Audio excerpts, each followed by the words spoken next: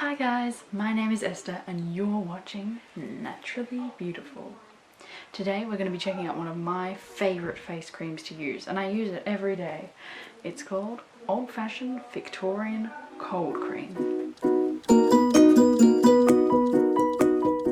So before we get started with today's video, I'd like to remind you guys to first of all, of course, hit like and subscribe to my channel, because that would be a really big help, as I'm just a new YouTuber, just beginning to start my channel, and it would be really great if you guys could give me some support for my first video, and let's get on with it. The great thing about old-fashioned ideas is that they seem to be the ones that work the best, at least in my research and in my experiences. That's the way it seems to be, and this cream is honestly no exception.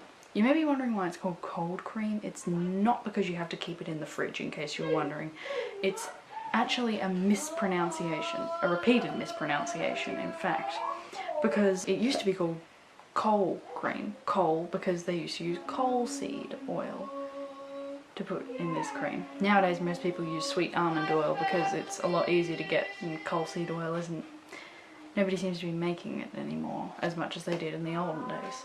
But people kept calling it cold cream, and then somebody else called it cold cream, and so on and so forth, and now it is officially cold cream.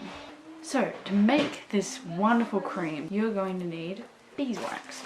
Now, beeswax nowadays in, nice pure organic beeswax can be a bit hard to find.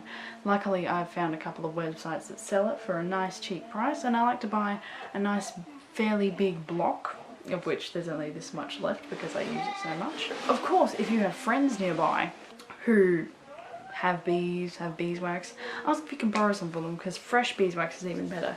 Here's a block of fresh beeswax that a friend of ours gave to us, so if you're watching this, thank you very much for that, because it's so good. You can tell the difference. It's actually got more honey in it because it's yellow, and honey is so good for your skin. So fresh beeswax, definitely a go-to. If you have it around, snatch it. If you don't, that's perfectly fine, go ahead. I'll put the name of the website that I get it from in the link in the description down below. So the next recipe we're going to use is one that most people will kind of shy away from. Borax.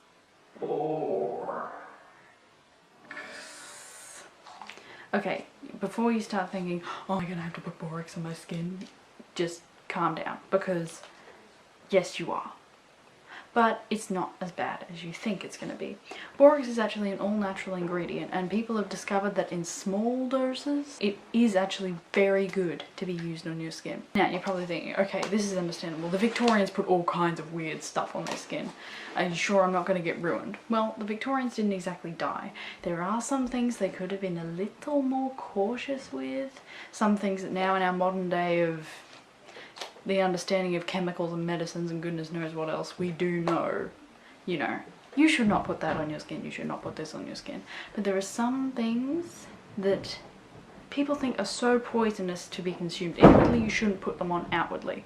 Now, of course, don't go ahead and lather yourself in borax and expect that something good is going to happen, because something isn't. It just says on the side not to be taken. Whoever said anything about not putting it on your skin? Of course, there are some chemicals like lye, aka caustic soda, and other things that you really shouldn't put on your skin because it'll give you nasty reactions, nasty rashes. But as far as borax goes, a little bit goes a long way, and a little bit is not going to hurt you. Actually, it helps you. Okay, next, of course, we're going to need a jar to put it all in.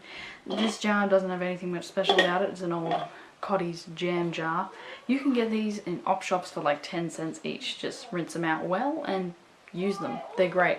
Next of all, I'm going to be showing a lot of these on my channel, is essential oils. Now these are optional. If you just want it to smell like honey, go ahead, but I found rose geranium and honey smell so good together. And also rose geranium it's a refreshing and a calming oil, which is especially good when you're trying to relax. Who doesn't love their skin to smell like a flower bed?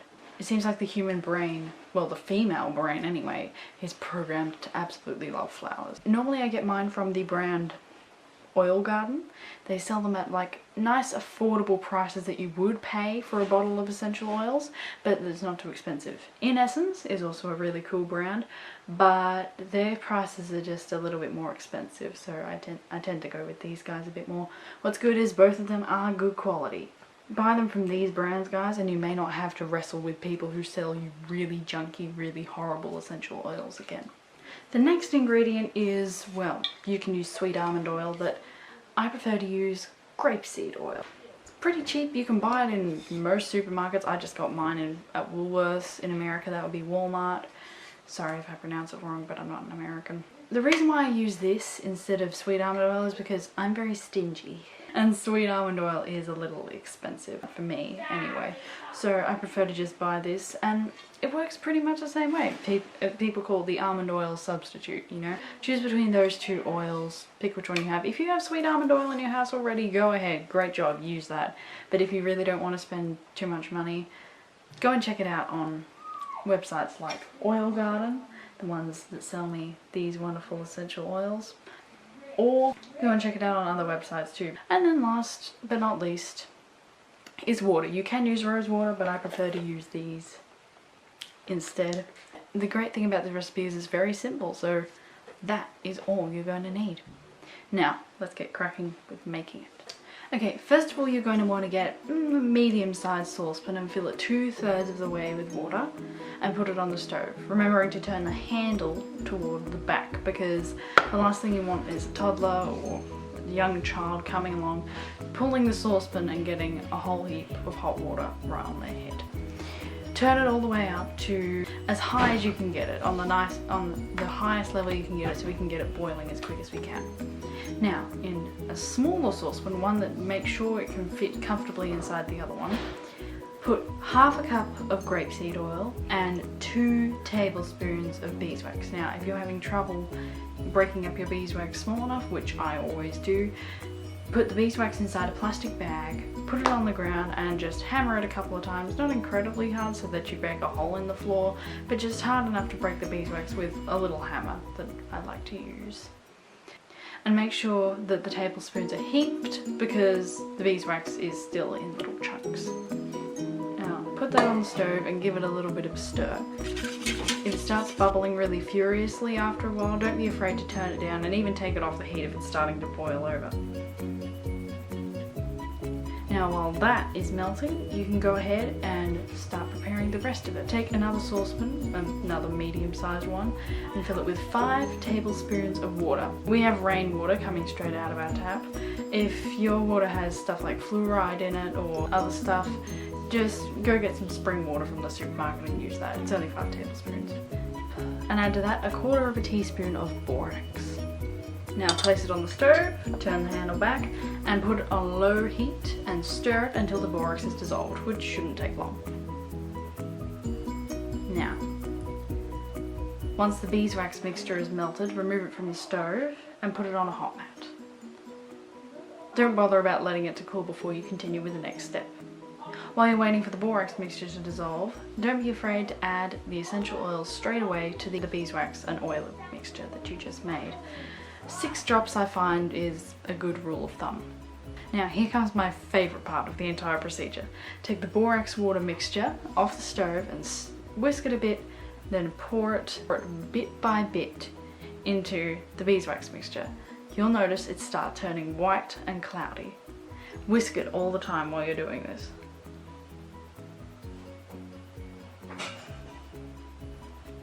Now, when it starts to thicken a little bit, don't be afraid to instantly take it off and pour it directly into that glass jar you have waiting. Make sure you use a spatula to get all the last little bits out. Put the lid on, and there you go. And that is the cream. The great thing about this cream is that it's so buttery and so soft. It's got such a lovely creamy texture to it, and it just looks so nice. But the best thing about it is that you only need this much for your entire face. I'm serious. And what's more, it smells like honey and geraniums. So I'll say this is a very good nighttime cream. It's really great for putting on just before you go to bed, because then when you wake up it's had like the full advantage to just be left there and just soak in so your skin can absorb all the nutrients. And I use only a finger dip a day. It's incredible how little I use. It's such a conservative cream, and what's more, it's so much cheaper than if you had to keep buying the same cream over and over and over and over and over to keep your skin moist, youthful and soft. Or you buying the same makeup product over and over and over to get rid of all those annoying wrinkles. Trust me, I'm a teenager and even I looked younger when I used this cream. And the best thing about these creams is even if you're a beginner to making creams, they're very forgiving. And an even better thing is they still do their job even if they don't look very good. But that's all for this video. I hope you guys had a wonderful time learning how to make my most favourite cream of all time. I hope you guys have a wonderful week, and stay tuned because later this week I'm going to be releasing a hairstyling video, so please stay tuned for that. Don't forget to like and subscribe to my YouTube channel. I hope I'll see you guys in my next video. See you all later guys, have a great week. Bye!